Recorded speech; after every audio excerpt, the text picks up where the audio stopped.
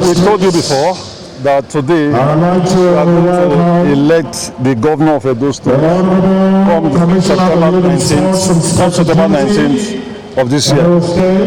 This morning, a meeting was held where all three aspirants willingly, happily stepped down for the executive governor of Edo State, Godwin Obaseki. So as we speak, God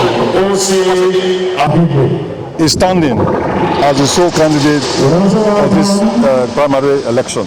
But I just told you, that's what we do in PDP. We are not like them. We discuss issues, we agree to disagree, but at the end, we will always agree. And that's what happened today.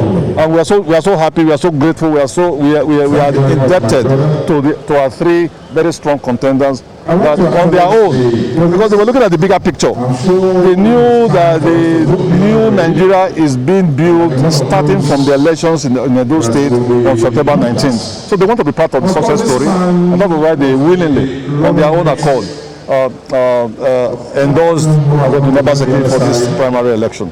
Oh, there's a lot to market Godwin Obaseki with. You will agree with me that where you are right now, where you are, this stadium is the starting point. Perhaps I can say that without some sense of modesty, that this is perhaps the best stadium in West Africa. You can check that out for yourself. If you don't know, there's a VAR facility in this stadium. And this is the first time you see a stadium totally covered up. And that is just one of the several many projects the man has given to Edo State. Of course, it's the menu. And even a blind man can say that on September 19th, Godwin Obaseki will be elected the governor of Edo State once again. Thank you, sir. Thank you.